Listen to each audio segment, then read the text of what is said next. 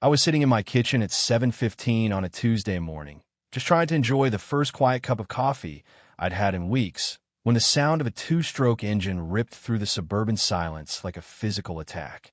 It wasn't the distant hum of a lawnmower or a leaf blower. It was the high-pitched, angry scream of a chainsaw, and it was coming from exactly 10 feet away from my back window. I looked out, and there she was, the woman I'd come to know as the self-appointed queen of Oak Haven, Mrs. Meredith Vance. She was wearing designer leggings, a puffy North Face vest, and actual safety goggles, and she was currently buried 3 inches deep in a cedar fence I had spent 3 weekends building with my own 2 hands. She was an Indapos. T just cutting it. She was performing a surgical extraction of a 4-foot section, her face set in this mask of righteous fury. And as I watched with chips fly into my organic tomato planters, I realized that living in peaceful HOA community was about to become the most expensive, soul-crushing war of my life. You see, my name is Elias Thorne, and 6 months ago, I was just a guy looking for a fresh start. My divorce had been one of those slow-motion train wrecks that leaves you feeling like your skin doesn't fit quite right. So I took my settlement, packed up my tools, I'm a master electrician by trade, and bought a fixer-upper in a place called Oak Haven Estates. It was one of those neighborhoods that looks like it was designed by a computer program meant to simulate, wholesome American stability, where the lawns are all the same shade of emerald and everyone waves, but nobody really knows your middle name. I needed that stability, mostly for my 7-year-old son, Leo, who stayed with me every other week and deserved a backyard where he could run around without me worrying about the world falling apart again. The house was perfect, a corner lot with good bones, and the first thing I did was install a beautiful 6-foot cedar privacy fence. I did it by the book. I got the permits. I had the land surveyed twice to make sure I was exactly 18 inches inside my property line, because if they're in oppos, that's one thing a messy divorce teaches you in oppos, is that boundaries, both emotional and physical, are the only things that keep you sane. But what I didn't realize was that for Meredith Vance, the HOA president who'd ran the neighborhood for a decade without a single challenger, my fence wasn't an oppos. Just a boundary. It was a declaration of war. Apparently, the previous owner of my house had been a shut-in who let Meredith and her, inner circle, use the backyard as a literal shortcut to the community park and the mailboxes. By putting up that fence, I had forced the queen to walk an extra 45 seconds around the block, and in the world of suburban dictators, 45 seconds is apparently a life sentence of manual labor. She'd approached me 3 days after the fence went up, carrying a plate of store-bought lemon bars that tasted like cardboard and resentment, and asked me with this brittle, terrifying smile if I wouldn't, consider, installing a public access gate for the, convenience of the elders, When I politely told her that I'd built the fence specifically so my son could play safely without strangers cutting through her yard, the smile didn't end oppos. Just fade. It curdled. She looked at me like I was a smudge on her windshield that she couldn't and oppos. Quite wipe off, and as she walked away, I saw her looking at her watch, marking the time. I knew right then that I'd just stepped into a trap I didn't even know was set. The next 3 months were a masterclass in psychological warfare. It started with the compliance notices little yellow slips of paper taped to my door at 6 a.m. claiming my grass was a 1/4 inch too high, or that my work truck, which is my livelihood, violated the commercial vehicle clause despite being parked in a closed garage. Then came the fines. $200 for aesthetic disharmony, $50 a day for an unauthorized bird feeder Leo had built in school. I tried to go to the HOA meetings to appeal, but Meredith had the whole thing rigged like a puppet show.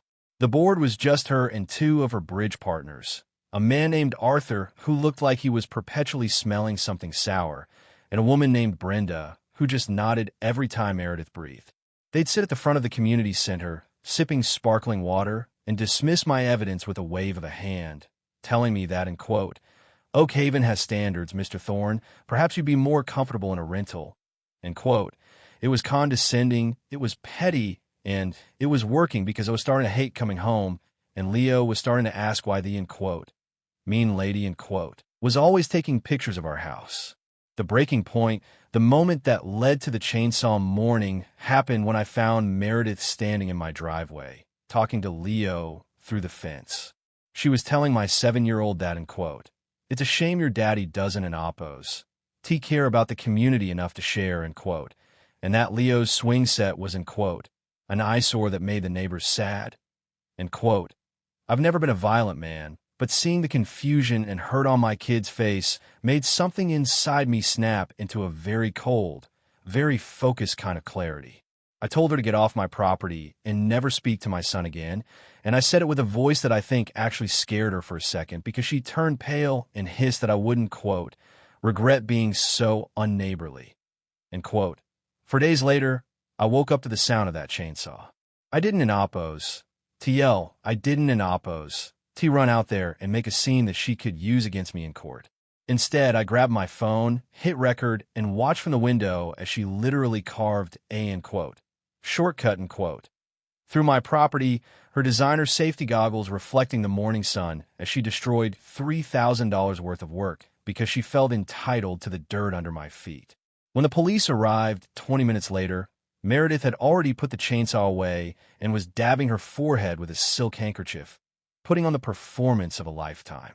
She told the officer, a young guy named Miller who looked like he'd rather be anywhere else, that she was, abating a public nuisance, and that the HOA bylaws gave her the authority to remove, obstructions to community flow, I just stood there, leaning against my porch, and showed Officer Miller the video. I showed him the property survey. I showed him the 5 different letters I'd sent to the board via certified mail that they'd refused to sign for.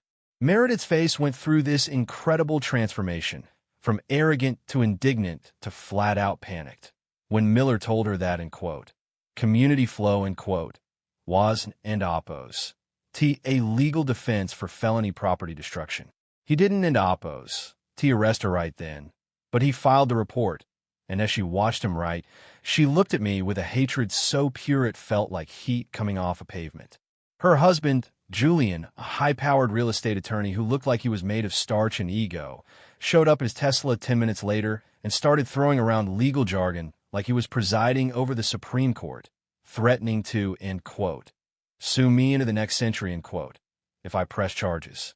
That was their mistake. They thought I was just some blue-collar guy they could bully with a few big words and a law degree. But they forgot that, as an electrician, I spend my life looking at the wires behind the walls, finding the one frayed connection that can burn a whole house down. I hired a lawyer of my own, a woman named Clara who specialized in HOA abuse and had a reputation for being a literal shark in a blazer. We started digging, not just into the fence incident, but into the Oak Haven records themselves.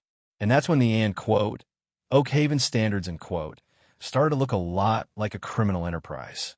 Clara found that over the last 5 years, the HOA dues had tripled, but the maintenance fees, were all being paid to a shell company owned by Julian Vance's brother. The community park, that Meredith was so desperate to access, it hadn't in Oppos.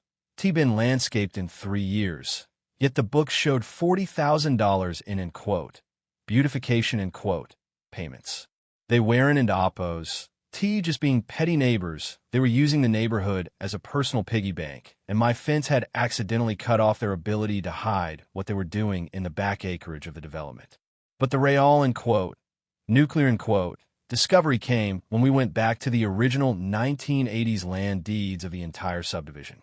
It turns out that back when Oak Haven was being built, the developer got into some tax trouble and had to deed a specific strip of land, a 30-foot wide, buffer zone, to the county for a future road project that never happened. That strip of land ran directly through the middle of the Vance's property, effectively bisecting their 4-acre estate. Through some shady clerical work and friendly, relationship with a former county clerk, Meredith and Julian had just absorbed it. They'd built their massive stone pool house, their tennis courts, and half of their primary master suite on land they didn't in Oppos actually own. It was county land that had been abandoned in the system And because they controlled the HOA, nobody had ever dared to look at their property lines.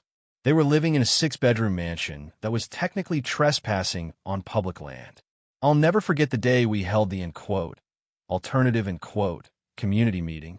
Meredith had tried to block us from using the community center, so we held in my backyard, right next to the jagged chainsaw ravaged hole in my fence. I'd invited every single neighbor who had ever received a bogus fine, every family that had been told their kids were too loud or their Christmas lights were too bright. There were 40 people standing on my lawn, eating Leo's favorite pizza and listening to Clara explain, in very simple terms, how the Van Cess had been stealing their money and living on stolen land. The atmosphere shifted from curiosity to a kind of quiet, simmering rage. We didn't end oppos. T just decided to sue. We decided to take the neighborhood back. We formed a new board on the spot, and since I had the most documented evidence of harassment, they elected me as the interim president. The look on Meredith's face when I walked over to her house the next morning wasn't end oppos. T just panic. It was a total collapse of her reality. I didn't end oppos. T go with a chainsaw. I went with a sheriff's deputy and a formal notice from the county. We had filed a petition to reclaim the buffer zone for its original purpose, a public walking trail and a community dog park. Because that land was technically public, the county was more than happy to let the HOA manage it has a green space to settle the old tax debt. I looked Meredith right in the eye as the surveyor started spray painting bright orange lines across her perfect tennis court and right through the middle of her pool house. It's about community access, Meredith, I said, using her own words against her like a blunt instrument. We decided the shortcut through your living room was just too important for the neighborhood to give up. It's for the elders, after all, The Van Cess tried to fight it, but you can't argue with a deed for 1982. Within 6 months, they were forced to demolish the pool house because it violated the new public easement, and the shortcut they'd used through my yard was now a paved, beautifully landscaped path that Leo and his friends used every single day. But the kicker? To pay back the hundreds of thousands of dollars in embezzled HOA funds to avoid a criminal trial, Julian had to sell the house. They lost everything.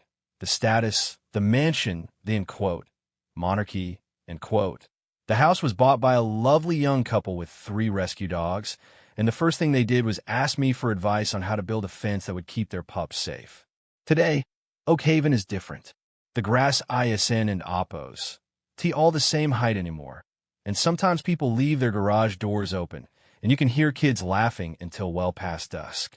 The hole in my fence is gone, replaced by a gate that stays locked, except for when the neighbors come over for a barbecue.